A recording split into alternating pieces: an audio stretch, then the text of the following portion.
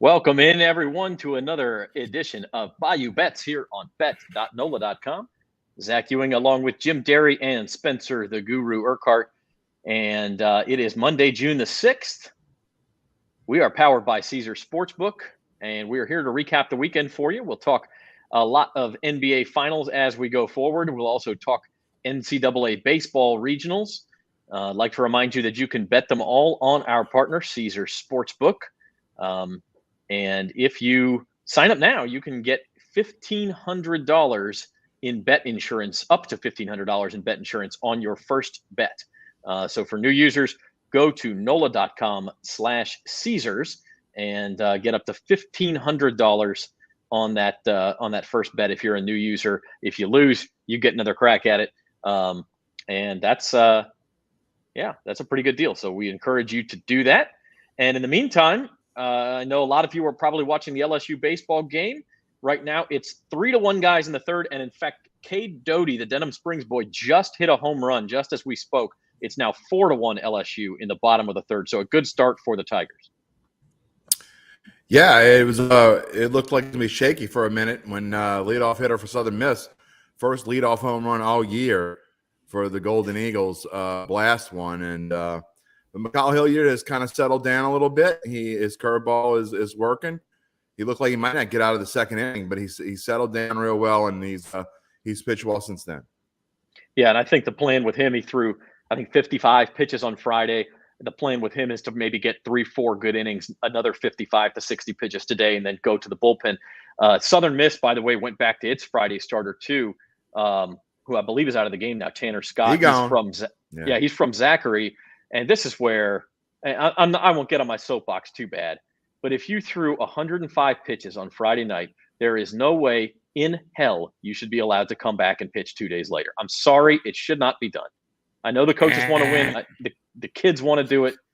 It should not be allowed by the rules. What is that noise? 21 and 22-year-old kids, Zach. That's exactly why, Jim, because studies have proven again and again and again that overuse in an arm. It's not like you're doing this all year. You're only doing it for a weekend or maybe 2 weekends. It's again and again and again. These guys more likely to suffer arm injuries later in their career. You're costing them possibly hundreds of thousands, possibly millions of dollars. I mean, who knows? Hope maybe he'll get lucky, but it should not be allowed. If you threw over 100 pitches, you're done for the weekend. Sorry, that's the rule. And because they the were coaches done for the weekend, it's not the weekend anymore. It's 3 days later. They do it in the major leagues all the time in the playoffs. The playoffs, anything goes. They do it all the time. There's no difference between, to me, a 21-year-old kid and a 30-year-old dude. There are two huge differences. Number one is the maturity of the arm and the joints. That's part of it. Listen, you can argue against science if you want to. That's what the science shows. Okay. Number two, science is wrong quite often. Study after study after study, Jim. Study after study after study. Everybody agrees on this. Number two. Not everyone. The 31-year-old. When Max Scherzer does this in the World Series, if Max Scherzer blows out his elbow, he's made hundreds of millions of dollars in his career, right? This college kid still costs him potential hundreds of millions. This college kid hasn't made anything and has to do what his coach tells him to do. The coaches are incapable of being the adults. I will die on this hill. You can die on all you want, but I bet you if you ask McCall Hilliard's dad, he wants him to be, and the answer is yes. And so the only two people that matter is McCall Hilliard and his father, and maybe his mother. Other than that, it doesn't matter what you think. Or I think. I mean, and McCall Hilliard, again, just to be clear, 55 pitches is a different story than 105 pitches. He's had 2 days rest. That one's borderline to me. Okay. I agree. But 105, we're talking about a different thing. But anyway, I'll get off my high horse. LSU is winning 4-1. They're going to the 4th inning in Hattiesburg. We will update you at the end of the show. But we do want to spend some time on the NBA Finals. In a few minutes, we have Rachel A. Demita of Caesars Sportsbook. She's a brand ambassador and a host and producer for Caesars and a big basketball fan. Excited to have her on to talk some finals. And I'm excited to talk some finals with you guys. And here's where I want to know. And Spencer, I'll let you start since you haven't chimed in yet. You picked the Warriors. Jim obviously picked the Warriors. I picked the Celtics. They split the first 2 games of the series. Each team used a huge run basically to put the game away. 17-0 for the Celtics in the fourth quarter of game 1. 25-2, I think it was, between the third and fourth quarters of game 2 for the Warriors. Made it a blowout. Are you more or less confident in your pick after 2 games, Spencer? Oh, I would say more, honestly, because it just showed I got my reassurance that Golden State had the firepower, and then we saw it firsthand last night with Steph and Jordan Poole going crazy there from deep, and there's just no defending that. No matter what Boston could do defensively, you're not going to stop those what most people consider nutty 3-pointers, but they're the only team that can do that. So I'm feeling good that they'll be able to win this thing. I threw a little more money on them actually because they were then the underdogs after losing game 1, and I'm glad I did that because now if they win, I'll win a little more besides the futures bet I'd placed on them a couple months back, or pretty far while back, to where that one should pay pretty well as this one, assuming they can do it. I mean, Boston should pay pretty well if they can do it, Spencer. Well, yeah, I know Boston. I will acknowledge Boston is tough, that it's not over per se, but I'm definitely feeling good about this Golden State play because they're just too much. They're too much for Boston, man. And Boston doesn't have the offensive fire to keep up. All right, Jim, are you feeling? I mean, because, and the reason I ask this, you can look at it both ways, right? Like the Warriors lost home court, but they also looked real good in game 2. You're always warning against overreacting to individual results. Are you more or less confident after 2 games? Exactly the same. I wouldn't say I'm any less confident or more confident. I mean, if I had to pick one, I'd say maybe a little bit less confident because of the way that they allowed Boston to make the run in the fourth quarter. But I still think it's going to be Golden State. I still think they could win it in 5. I don't think they will, although I did put a little bit something on it at plus 750 today to win in 5. But I still think Golden State is by far the better team. Haven't changed my opinion on. I don't think the opponent matters. The only team that matters is Golden State, and to me, in game 1, the collapse was of their own doing. They went in, they were too cocky, and Boston did their thing, and they were hitting threes from everywhere. And I don't think that's, unlike Golden State, I don't think that's something Boston could sustain. And Golden State can sustain it. So they didn't hit 3. Horford scored 2 points yesterday. Matthew says Thompson hasn't shown up. When he does, he thinks the Warriors will run away with it. I mean, you could say the same thing. Jason Tatum hasn't played very well. So I thought he played well yesterday, especially the first half. They got a road. Yeah, he split, dropped 28 yesterday. He had a few turnovers. I actually thought he played better in game 1 minus the shooting, which I know sounds weird, but I'm like Spencer. I went and I love the fact you had taught you the one that brought up the hint, and I thought it was a good point. I didn't think they would lose game 1. I thought they might lose game 2. And when they did, it changed the odds. And when Golden State became an underdog, to me, that's a no-brainer. And I hate betting the public. I love to fade the Joe Q public and his Aunt Mabel. But I just can't see a way you can't bet them at plus 145. And even now, I think at even money, basically, it's still a good value. It's a little bit. There's your series line. Higher than Warriors even minus money 115. Now. And Celtics just slight underdogs at minus 105. I'm with you, Jim. I'm a little less confident in the Celtics pick than I was before the weekend, but I'm pretty much exactly. I still think the Celtics could win this thing in 5. I don't think they will. I think it's going to be a long series. But quite frankly, what was unsustainable to me yesterday. Now the Celtics have a tendency to turn the ball over, and they did that yesterday. Yeah. They also shot while the game was still in doubt, they were 8 of 39 from 2-point range. That's not going to happen again.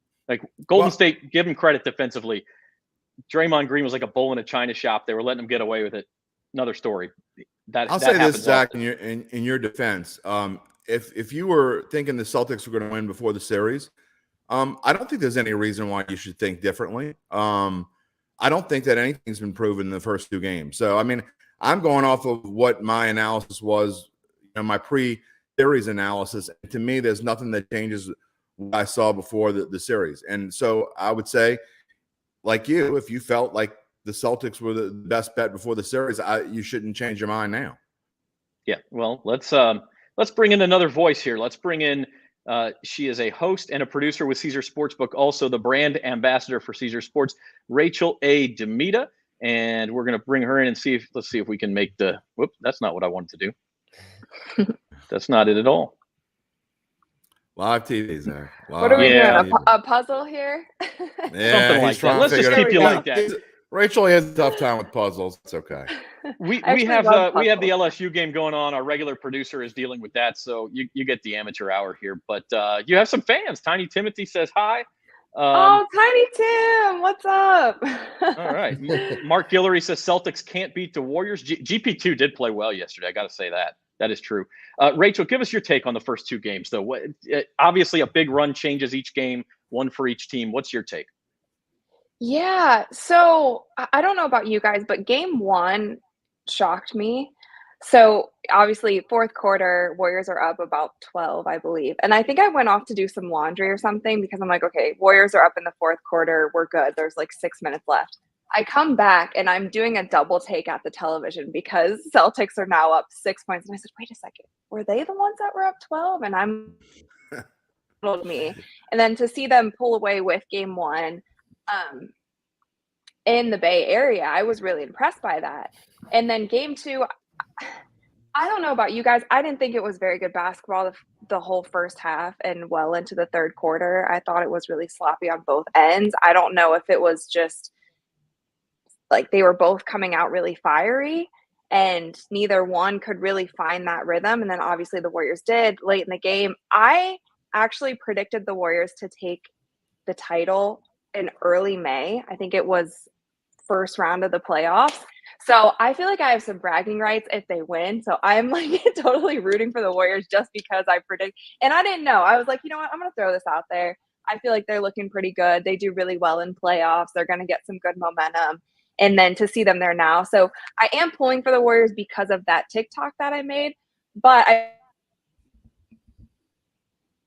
the way that they've been able to bounce back multiple times throughout the season and the beginning of the season, and then obviously being in the play-in tournament and battling through that. And none of their series up to now have been an easy road. And they've shown a lot of, resilience in that, and they're a fun team to watch. So I guess that's kind of my take. I'll see how they do in Boston, but I think the Warriors in general are a lot more composed. And we actually, I'm doing a Twitter Spaces show with the NBA. We interviewed Andrew Wiggins before game one, and then we interviewed Andre Iguodala before game two. He didn't end up playing in game two, but he was just like super chill. And, we kind of asked him, were you shocked by, the kind of firepower that Boston brought out? And he's like, it's nothing we haven't seen. So I think that there's just this cool, calm, and collected confidence in the Warriors. And so my long-winded way of telling you how I feel about the finals right now. No, that works. I think we're similar in that I'm not a Celtics fan, but I got pride on the line now. You know what I mean? Like I picked the Celtics back in February. They came this close. They got to finish the job. And I think Jim has kind of become the counter to that. You can't stand with what's going to come your way if it goes 7 games and it comes to the fourth quarter of game 7, I don't think either one of us is going to have any kind of bragging rights. But if one of our teams that we have money on, as well as Spencer has money on the Warriors, and he too bet him early April, I believe, right, Spence? Yeah, I think right around the time when Rachel said she bet them like around that first round series, and they dominated Denver. I was like, man, they made the Joker look silly. I was like, they're the real deal. They're gonna make a deep run. Yeah. So we're gonna give Zach some grief if the Warriors, and vice versa. He's gonna give us grief. I think we have like a half That's a po' right. boy on it or something. I don't remember. I think I'm gonna be out of town when the finals end. I got to find a way to go figure. Get on my phone and come in and either take my punishment or take my victory lap. One or the other. You're gonna have to find a way to get on. You're watching Bayou Bets on bet.nola.com. Zach, Jim, and Spencer joined by Rachel Demita of Caesar Sports. Rachel, tell us a little bit about your background, how you became Caesar's ambassador, and exactly what your role is for them. Yeah, so I've been an athlete my whole life, specifically basketball. I got a full ride Division I scholarship, so basketball has always been just a part of me. And then went to school for broadcast journalism, always wanted to get into the hosting and production space. I initially thought that I wanted to be more so in the entertainment world. I had kind of expended my time as an athlete and wanted to switch over into that space. But luckily throughout the years, I found a way to kind of merge the two. So I feel like a lot of the hosting work, production work, shows, digital series, social media stuff that I do is a crossover between sports and entertainment and the culture surrounding sports. So I was on NBA 2K TV. I was the first and original host there for about 5 seasons. That's where a lot of people came to know who I was. And from there, I've worked with Overtime. I've worked with ESPN, NBA TV, and I just finished up a show with FaZe Clan, which is also kind of in the gaming space. We had a ton of fun doing that. That was kind of a reality mixed over with gaming style show. But Caesars, actually, I had a meeting with them sometime last year, and I had always just thought of Caesars as obviously the entertainment side that, you know, when you go to Vegas and you stay at a Caesars hotel or they have different concerts and those types of things going around, I didn't necessarily think of Caesars as being that interested in sports, to be fair. And so when they were coming out with the sports book, I sat down with a few people there, and the vision sounded really cool. And they wanted to build a team of talented individuals that all, you know, shared a love of sports, but also could do different things. And so obviously myself, the Manning family, they have Trey Wingo, Kenny Mayne. So a lot of people from different walks of life, people who love different sports. I feel like I was given the role of covering most of the basketball things and creating content around that, which is obviously my specialty and something that I love. So another thing that I do for Caesars as well is kind of bridge that gap, because myself, I wouldn't say that I'm a hardcore sports betting gal, but I am helping the people who might be new to sports betting kind of understand what these different things look like. And I've been doing something recently with the playoffs where they're kind of like rad boosts. So I pick kind of a line or something that I'm interested in that's going on. I think the last game we had game one, excuse me, we had Tatum and Curry both with over 25 points. So just little things like that. And then if you bet on that, then you get a boost. And obviously the people who handle the numbers at Caesars Sportsbook do a better job telling me what those exact numbers will be. But I've been able to, you know, help them come up with these different creatives and cool things that people can bet on during the finals. And we have a show called Over Under, where I do a bunch of different, it's kind of evolved. It used to just be basketball challenges. Now, I actually, when we were in New Orleans for Final Four, I did a tailgate special with Trey Wingo where we played cornhole and different games like that. But essentially, I get to set the line and I call either over or under, and then I kind of see how I do. So when I was there at the Pelicans Arena at Smoothie King, I did a seated courtside shot. I did a long shot from the hash mark, and then we set up different spots on the floor to do a hotspot series.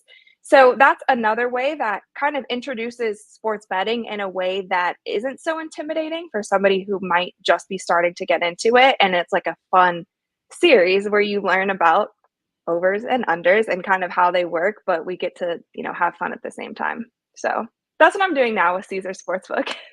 Absolutely. And it's something I think we try to be too, is you try to talk to the people with some gambling experience, the degenerates like Jim Derry. You also try to talk to the beginners who maybe have never done it before and want to get into that space. And so that is true.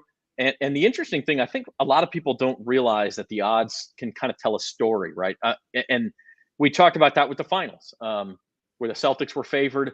Then the Warriors were favored. Then the Celtics were favored after game one.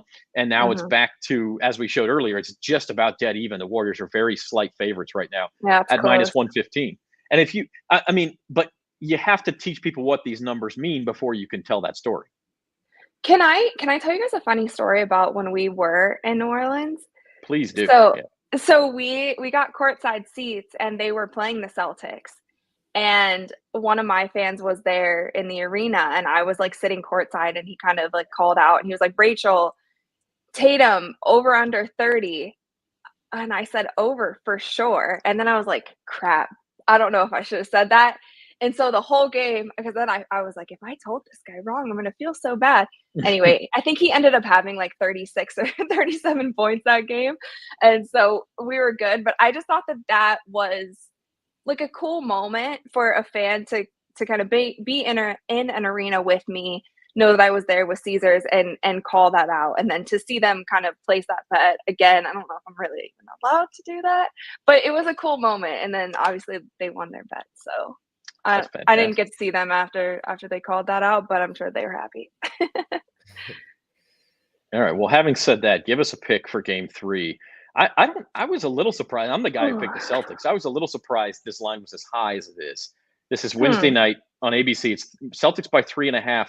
I was thinking to be more in the 1.5, 2 range myself. Yeah. Honestly, I would still go with the Warriors solely because they've been here before. And also the Celtics kind of have a better road record. Am I wrong? No, not at all. That is true. So 8-2 on the road, or 8-3 now on the road. Yeah. So I don't know why that is necessarily. Have been in this situation before, and I think them going into a hostile environment, I think that they'll be okay. And talking a little bit earlier about Klay Thompson kind of not being fully in his rhythm, I don't feel like the Warriors in general are in rhythm that they can be in. Obviously, in game 1,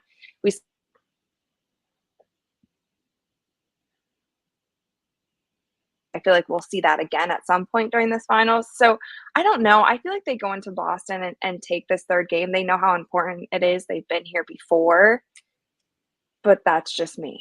So I don't know. Are we all going? What did you guys predict?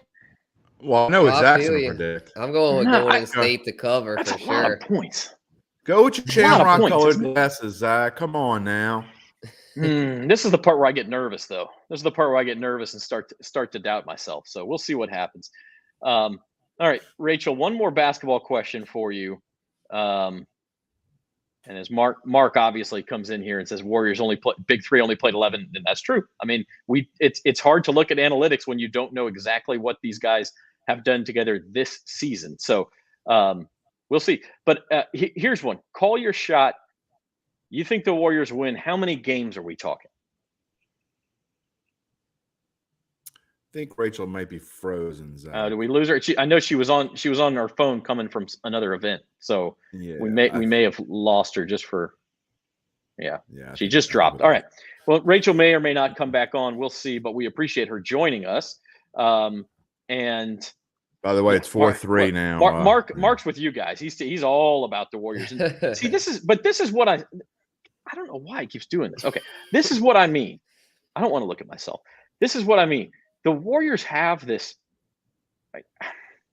I mean, it's well earned, but it's well earned arrogance about them, where, and it has gone on to their fans and the people who bet on them and everything else. Where it's like, man, when Curry and Thompson and Poole get going, it's a party we can't miss. Everything is fun and great, and like.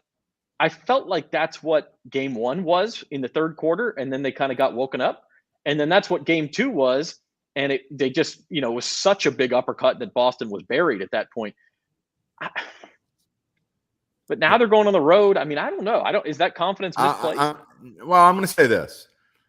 I don't think anybody wins in 6. I think it's either I think the Warriors are going to win. So I think it's either Warriors in 5, because if they win this game, I think they're going to win the rest of them.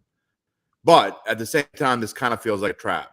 It smells like a trap. 3.5 is a lot of points. And whenever they do that, they're begging you to take the Warriors, and I don't like it. I probably won't play it at all.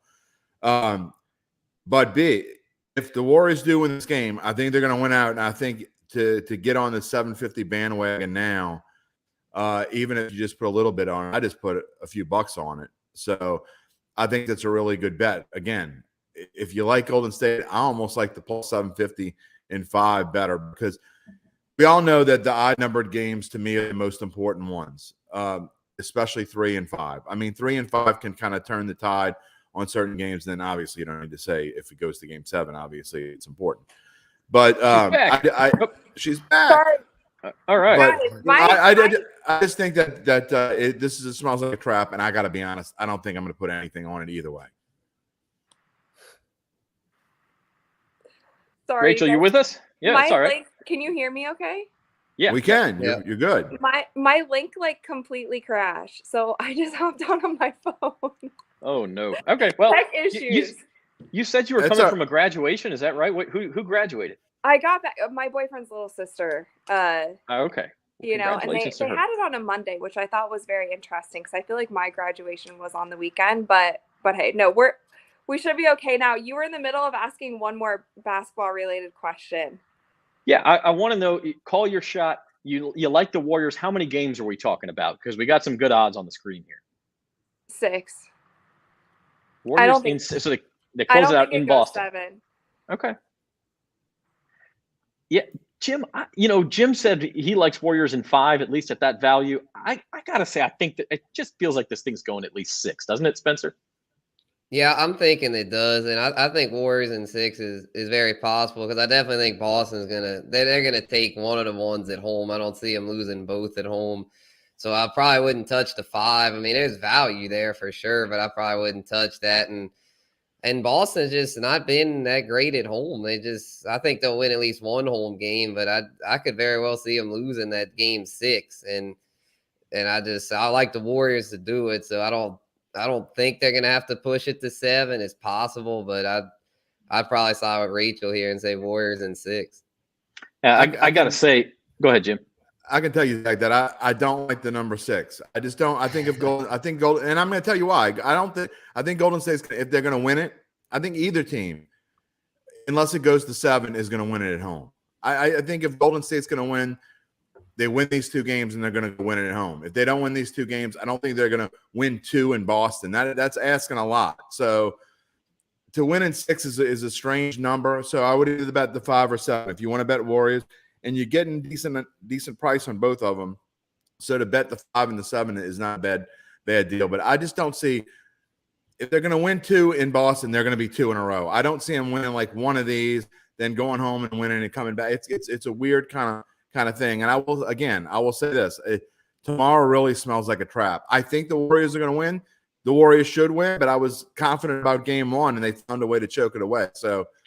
If it was like 1.5, I'd be more confident that Golden State was going to win. But the fact that it's 3.5, you're begging me to bet on Golden State. I hate when you beg me to bet on someone. You're talking in circles here, man. Wait, I know, but I'm telling you what it is. I think the Warriors are going to win, but I don't like 6. 5, it's either 5 or 7. It's not happening 6. Did you guys also see Tatum kind of grabbing his shoulder all game? Yeah. I think if I were the Celtics, I would almost be most worried about that than anything else. But and that's probably not going to come out on an injury report. That's not going to come out on an injury report because they don't want anybody to know they know that right now. Right. Yeah, that bothered him against the Heat. I remember. I think it was in the game 7 or that he was grabbing his shoulder. So yeah, that could be trouble. Yeah, and you notice like he's doing really well distributing the ball, but I don't know. You still need him to put up points. And he can, but obviously anything going on with either shoulders is going to be tough. Yeah, Rachel, does that make Jaylen Brown maybe a good bet to bet on as MVP? We kind of talked about this last week with Devin Jackson, our other colleague. He was talking about how Jaylen Brown was a good bet, and I think that's still a good bet if you like the Celtics because, I mean, like you say, I mean he had a great game 1. If he comes out and has a great game 3, he could be a surprise pick. Yeah, maybe. I don't know because I think there's this.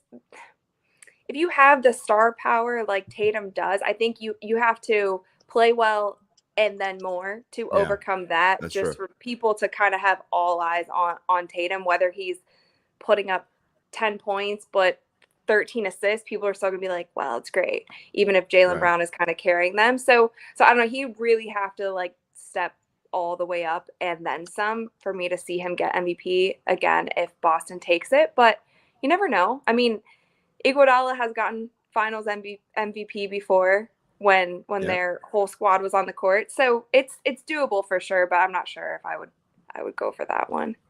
Hey, I got somebody on my side. All right, Paul. Celtics in 6. I will say Celtics fans are hardcore. Like, I can appreciate the level of enthusiasm and heat that they've been bringing to social media. And, yeah. Paul Montaigne, that's Zach's brother-in-law, by the way. He's just not letting anybody know. There are no Montañas in my He family. I can texts him guarantee like, you "Hey, that. yo, can you comment something about the Celtics? Yeah, for yeah, me yeah. so I can put it on the screen." Exactly. So one sad thing is that in 2 weeks, when we do Bayou Bets on June the 20th, no matter what happens, the NBA season will be over. We do have the draft the following week, Rachel, which is a lot of fun. But I saw you went to the Indy 500, some other things. What else are you looking forward to this summer before we get back into football mode and then basketball starting up again in October? My birthday's next week. Excited about that. Okay. No. So is So my I wife's. feel There you like go. so my podcast / video series Courtside Club is launching soon. So I'm hoping that throughout the summer that keeps me really busy and I can talk to a lot of people in the sports world who might have some more free time than they normally would during the season. But I don't know. A lot of the summer sports, obviously we've had Olympics last summer, which kept me really busy. But I just kind of, keep up with the NBA news in general and take a little bit of time. If you guys have any events that you think I should be at in the sports world, Indy 500, that was my first car race ever. I thought that was pretty cool. But Yeah, I how don't was know that? it was cool. I didn't know what to expect at all. So the fact that I got to go on the racetrack and see the cars before they went was pretty cool to me. It was really loud, which I was warned about. But otherwise, I thought it was cool. And then there was this red flag call at the end, which I didn't know what that was. So obviously, I go straight to social media. My fans got me covered. I said, guys, first Indy 500. What does this red flag mean? Because all the cars were stopping and there's only like 5 laps left. So I was like, we're almost done, So it ended up being an exciting finish. And so I was grateful for that. Got to take a picture with the winner after. So it was cool. And like Caesars got us all that access, So I'm used to being courtside or like field side at football games, but some of these other sports I haven't. So I thought it was pretty dope. As far as what to do in the summer, Mhm. from Louisiana perspective, we'll say 2 things. Number one, if you ever get a chance to go to Omaha for the College World Series, well worth it. Great experience. Oh, cool. And then the other thing is, it still feels like summer to us down here. You got to come to a Saints home game, an LSU home game, and get that atmosphere. Yeah. Well, the football season starts back in August.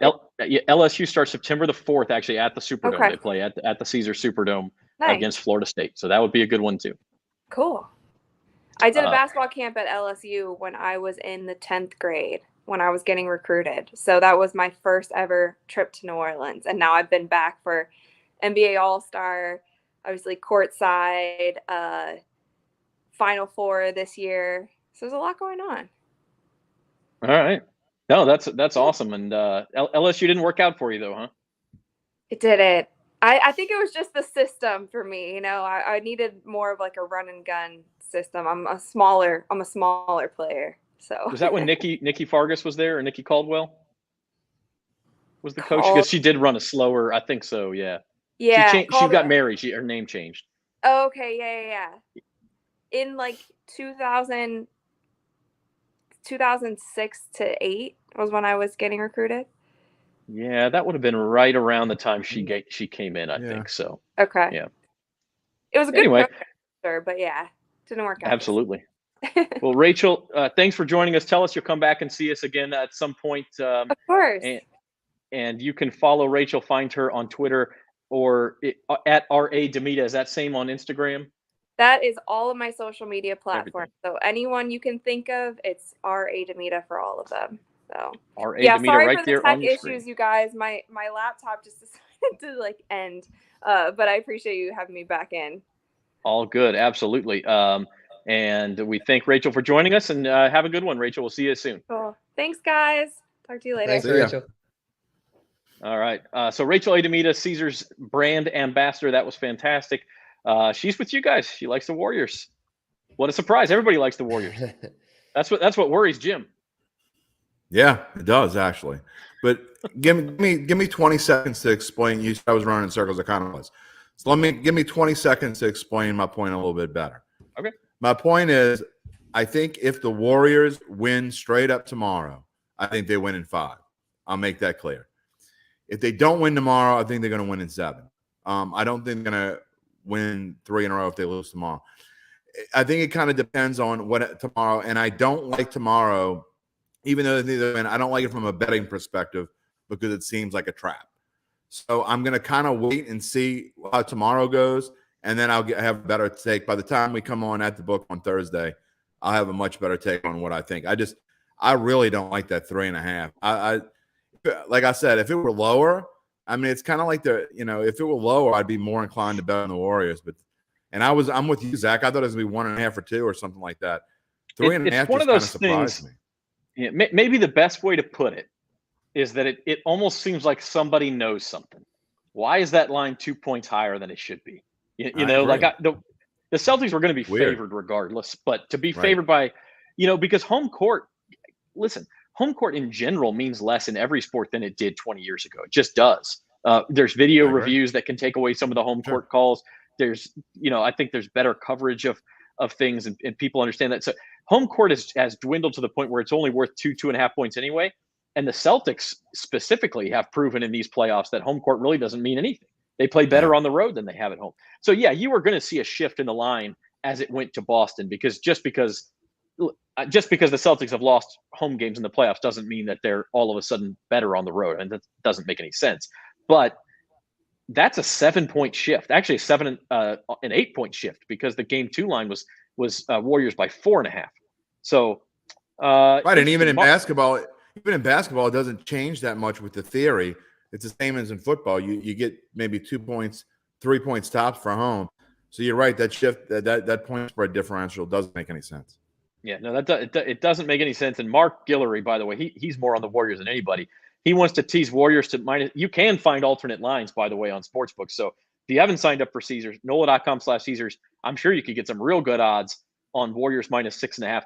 Do us a favor, Mark. Either way, come back for at the book 4:00 on Thursday and either take your victory lap on Warriors minus 6.5, or come take your medicine because you were wrong. One way or the other, we want to see you back here on Thursday and talk about it.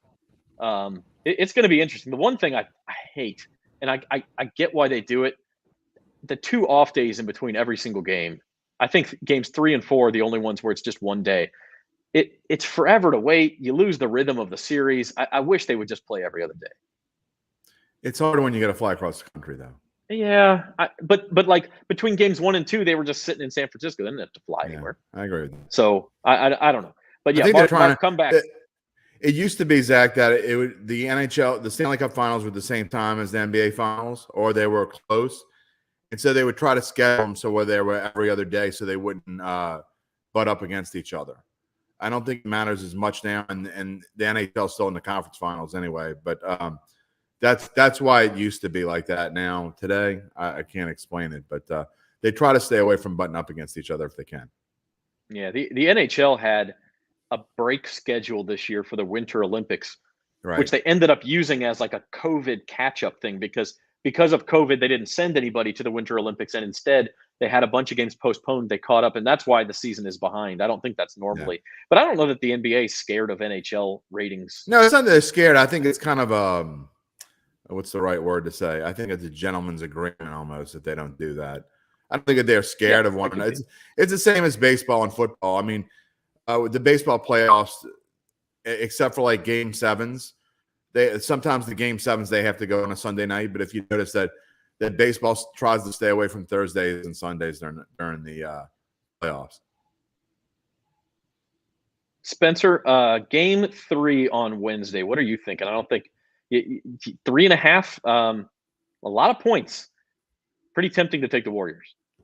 Yeah, definitely. I'm tempted to just go ahead and take the money line because the way I kind of see it playing out is I'm thinking Golden State carries the momentum from game 2 and it is game 3. Then I think Boston comes back in game 4 and evens it up.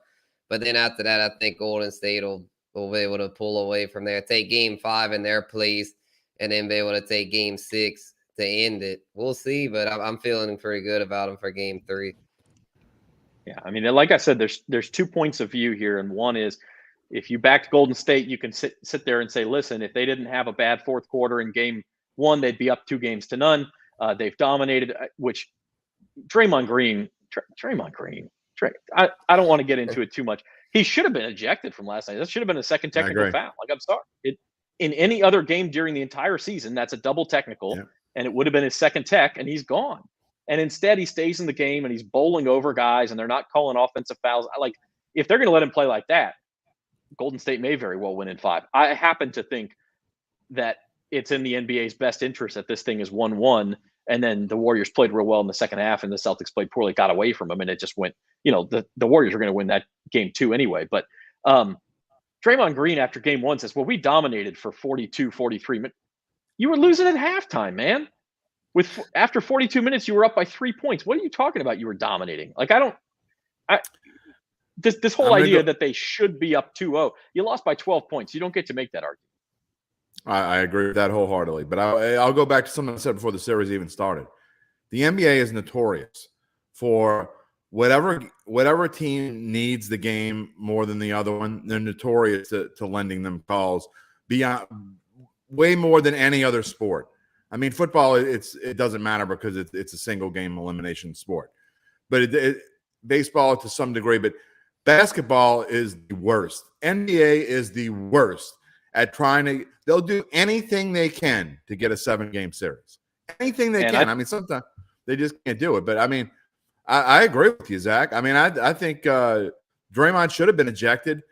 And it's kind of like I talked about, we talked about a week or two ago, and you kind of laughed at me because I said one call can change the whole. I mean, just because a team wins by 20 points doesn't mean that 1 or 2 calls didn't change the entire spirit of a game. And I think that last night could have been that. I mean, Draymond's getting away with murder, and it kind of changed the fortunes, and the Celtics just couldn't out-physical them at one point, and it kind of changed things. But I agree with you the way that the game was called last night. I mean, Mark again, who's beaten the Warriors drum over and over and over again here in our comment thread. Like, he is right, though. Draymond is an offensive liability, and in some cases, the Warriors are better without him. Their floor spacing is better. That we saw that in the Mavericks series. He fouled out of game 2, and that's when Golden State went on their big run. So, there's different ways you can look at it. I agree with you, and I think that's the reason why I think these teams split 2 in Boston as well. I think it's 2-2. Could be coming back to San Francisco. I guess game 5 will be next Sunday. So next Monday, a full week from now. We'll be talking about it on Bayou Bets next week. So, and by the way, Bayou Bets next week, we have Trey Wingo on to talk U.S. Open as well, U.S. Open golf. So that'll be a lot of fun. Let's check back in with LSU before we go. 4-3. It is 4-3 LSU. They just went to the bottom of the 5th. Southern Miss threatening in the top of the 5th, but comes away empty. They did get a couple in the 4th inning, and it's 4-3 LSU. So they're halfway home. Off the closer. And they've been using the closer. Listen, 12 outs, a lot of outs to get right now at this time of season. If you're LSU with a 1-run lead, they're going to have to score some more. And one of our best bets, by the way, but one of our best bets, Spencer, by the way, today was a parlay, which I bet every game in this regional, LSU money line and the over.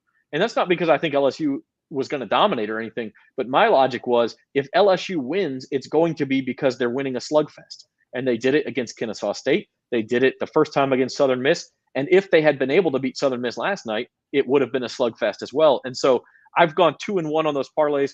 I'm mad at myself because I didn't get to the app in time to bet it today, but it looks, it's 4-3. If they go on to win this game, it's almost certainly going to go over the 12.5. Like you said, Jim, they're going to need 7, 8, 9 runs to win this thing.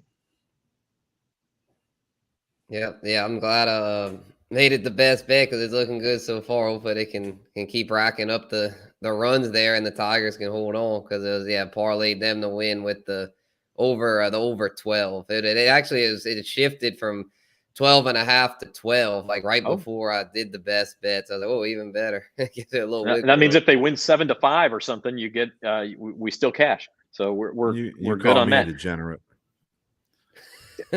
Hey, get out of here! You told me you never bet on USFL. They had nothing to play, stuff like that. I just liked them. I never bet. Never bet it. I did it for best bets. MLB was only a 6-game slate. Yeah, it's a week dot. So I figured this LSU thing was about as good a play as you could get for today. By the way, the other thing we'll talk about on Thursday for At the Book, if LSU should win this game, they get the Super Regional in Baton Rouge next week. Because Miami was the host site on the corresponding regional, and Miami lost. They're out. it's Ole Miss or Arizona, and LSU ranked higher than both of those teams, so they will get it at home if they can finish off Southern Miss. Again, it's 4-3, bottom fifth, and it's on ESPNU if you've got that channel, or I'm sure you can find it on the radio or read about it on the Advocate.com. You sure it's the bottom of the fifth? I have the top of the fifth. The app I'm looking at says 4-3 LSU, bottom of the fifth, but okay. Well, I mean, I don't know how far my TV is behind, but because LSU is batting as the home second team. They have last bats. No, I know, but Southern Miss is batting right now on my TV, and they got runners on second and third with 2 outs. I have a popped out to shortstop coming your way. We'll see. Okay, we'll see if that's true. That's good news. All right. Good news. In the meantime, final thoughts on NBA, college baseball, MLB, auto racing. Spencer, anything else you got? Yeah, MLB it was a pretty wild week. I had my little MLB betting recap thing and had some wild stuff with the Mariners and Rangers. Had a wild week, so the Mariners were able to pull out some. So you were happy about this, Zach? Some extra inning magic, and then the Rangers. You could have made some money on the live money line on that series because the Mariners were dead in the water in both games they won. Yeah, and then they came back and they were like the heroes there. And then the Rangers, the bad beat specialists, just kept blowing games. They had blown another one to Tampa Bay earlier in the week. So had a lot of extremes and from that standpoint. And then the Yankees were undefeated for the week, and then the Angels were winless for the week. Crazy how the things are trending right now. The Angels have it's just falling apart once again, man. I'm starting to wonder, but I know if Mike Trout, he puts up statistics, but I'm starting to wonder about his leadership because it just seems like every year that team collapses at some point. Yankees went 7-0 this week, allowing 5 runs total. That's impossible. I mean, I know the run scoring is suppressed this year, but that's impossible. Tigers can't hit. Well, it was the Angels too, though. I mean, it was Tigers and Angels. They could not score. Jim, final thoughts from you. I'm looking for. I've already started working on golf. The golf's back in Canada this week for the first time in 3 years with all the COVID stuff. I was watching yesterday, and they were showing how the defending champ is Rory, and he looks like so much younger because it was 3 years ago. Even though it's the week before the U.S. Open, but it's a really interesting star-studded field. So this is going to be another interesting tournament. Golf has been fantastic so far this year. And, Billy Horschel came kind of out of nowhere to share 2 great rounds on Saturday and Sunday. So I'm looking forward to see who this week's upset winners are. And they have some decent prices on U.S. Open betting. I mean, now may be the time to start looking at that. And as I mentioned, we'll talk to Trey Wingo next Monday on his takes on the U.S. Open, which is at Brookline in Massachusetts. And also shout out to Uncle Big Nick, by the way, won $10,000, $10,000 on DFS Golf yesterday for the 4th round showdown there at the Memorial. So congrats to Uncle Big Nick, one of our viewers and friends. You do 300 lineups. You call him a friend, Jim? Oh yeah, he's a friend. I give him a lot of hell, but of course he's a friend. But I'll tell you this: when you do 300 lineups a week for like 100 weeks in a row, you're bound to hit one of them, right? If only it were that easy, man, we'd all do it. Because I guarantee you, he's in the black. I don't have the money to do it. That's the problem. I'm playing $5 $1 lineups a week, and I hit $8. All right, I'm still playing on my bonus money from Caesars from the beginning of the year. So, heck yeah, that's the way to do it. Check out NOLA.com/Caesars if you'd like to sign up for the Caesars Sportsbook app, and $1,500 in bet insurance is our special offer for you. That means you can make your first, you sign up through NOLA.com/Caesars, you deposit, and you make your first bet any amount up to $1,500. It can be $5, it could be $50, it can be $500, anything up to $1,500. Bet on something you're confident about. If it doesn't hit, you get that money back, okay? And you get it back in your account, and you can try again. And so you basically get two cracks at it. To essentially double your money or better if you bet on something higher than plus money. So only rule there is you can't bet on something that's like minus 500. I think it has to be minus 300 or lower. You can't just go take something that's real easy. Bet on Rafael Nadal to win at the French Open, for instance, which I got at plus 275. Don't know how that happened. That's the easiest bet in the world. But so you can't bet on anything that's crazy low. But you go take a shot at it. If it doesn't work, you get that money back in your account, and you can go ahead and keep playing. So that is it for us, and we'll see you Thursday for At the Book, 4 o'clock, right here on these same social media channels. We'll be talking NBA Finals Game 3. We'll talk a little golf. Hopefully be talking LSU in a super regional. Let's see, they got 1 on, 1 out in the bottom of the 5th. They're up 4-3 on Southern Miss. So until next time, our thanks to Rachel A. Demita of Caesar Sportsbook, and for Spencer the Guru and Jim, I'm Zach Ewing. Go Dubs. And we are Mark Guillory already took care of that for us today. But we will see you next time on Thursday, everybody.